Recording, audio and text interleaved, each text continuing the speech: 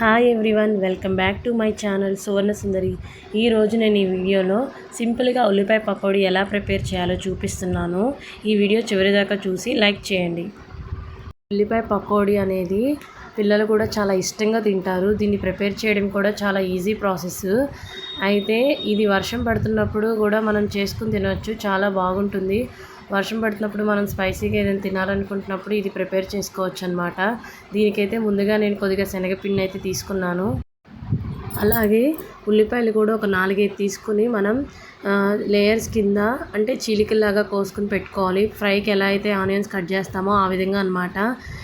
అయితే ఇక్కడ పచ్చిమిరకాయలు కూడా తీసుకున్నాను. మీరు స్పైసీకి తగ్గట్టు పచ్చిమిరకాయలు అయితే తీసుకోవచ్చు. నాకైతే ఇక్కడ 5 సరిపోతాయి. మీరు స్పైసీ ఎక్కువ తినేవాళ్ళు అయితే ఇంకొన్ని పచ్చిమిరకాయలు తీసుకోవచ్చు. ఈ ఉల్లిపాయ ముక్కల్ని ఈ వీడియోలో చూపిస్తున్న విధంగా సన్నగా లేయర్స్ కింద కట్ చేసుకోండి. అలాగే పచ్చిమిరకాయ ముక్కలు కూడా చాలా అంటే చాలా చిన్నగా కట్ చేసుకోవాలి. ఇప్పుడు ఈ రెండింటిని మనం శనగపిండిలో అయితే వేసుకోవాలన్నమాట. అయితే ఇక్కడ ఈ పకోడీలో ఈ ఉల్లిపాయ ముక్కలే బాగా టేస్ట్గా ఉంటాయి కాబట్టి ఉల్లిపాయలు మనం ఎక్కువ కట్ చేసుకున్నా పర్లేదు. అయితే ఇక్కడ నేను స్టవ్ ఆన్ చేసి ఒక కళాయి అయితే పెట్టి ఈ పకోడీకి సరిపడా డీప్ ఫ్రైకి సరిపడా ఆయిల్ అయితే తీసుకున్నాను. ఆ ఆయిల్ అనేది బాగా వేడవ్వాలి. ఈలోపు మనం పక్కన ఉంచిన శనగపిండి, ఉల్లిపాయ అలాగే పచ్చిమిరకాయ ముక్కల్లో రుచికి సరిపడా సాల్ట్ ఇంకా వాటర్ అయితే యాడ్ చేయాలి. ఈ అన్ని ఇంగ్రీడియంట్స్ని చాలా చక్కగా మిక్స్ అయ్యేటట్టు ఈ వీడియోలో చూపిస్తున్న విధంగా మనం కలుపుకోవాలన్నమాట. ఇక్కడైతే ఈ పకోడీని మా అమ్మ అయితే ప్రిపేర్ చేస్తున్నారు. చూడండి, ఈ పకోడీలో మనం సాల్ట్ ఇంకా వాటర్ అనేది యాడ్ చేసాము. వాము కూడా మనం యాడ్ చేసుకోవచ్చు. వాము అనేది ఈ పకోడీకి చాలా టేస్టీనెస్ తెస్తుంది. అలాగే వాము వల్ల మన డైజెషన్ కూడా తొందరగా అవుతుందన్నమాట. సో మీరు శనగపిండి ఇంకా కావాలంటే ఇంకొంచెం యాడ్ చేసుకోవచ్చు. సో ఆయిల్ అయితే హీట్ అయిందండి. ఇప్పుడు మనం పకోడీని అయితే ఈ విధంగా వీడియోలో చూపిస్తున్న విధంగా ఇలా వేస్తూ ఉండాలి.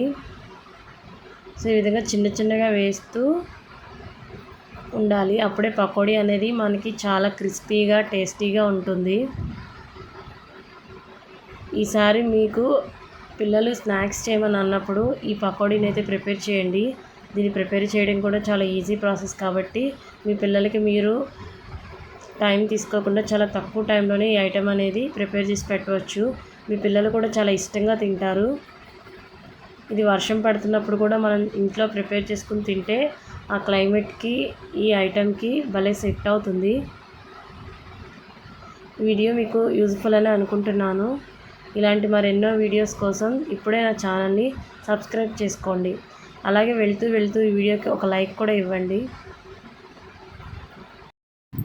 సో ఇవైతే ఆల్మోస్ట్ కంప్లీట్ అయితే అయిపోయాయి అన్నమాట.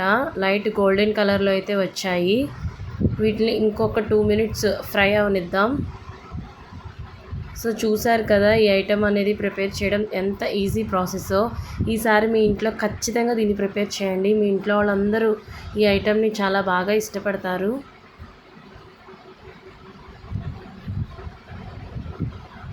ఇంకా మీకు ఏ ఐటమ్స్ కావాలో నాకైతే కామెంట్ చేయండి.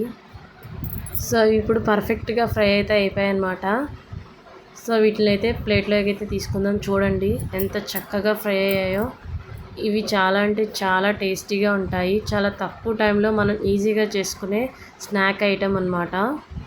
సో ఇలాంటి మరెన్నో వీడియోస్ కోసం ఇప్పుడే నా ఛానల్ని లైక్ చేయండి, షేర్ చేయండి, అలాగే సబ్స్క్రైబ్ కూడా చేసుకోండి. Bye friends.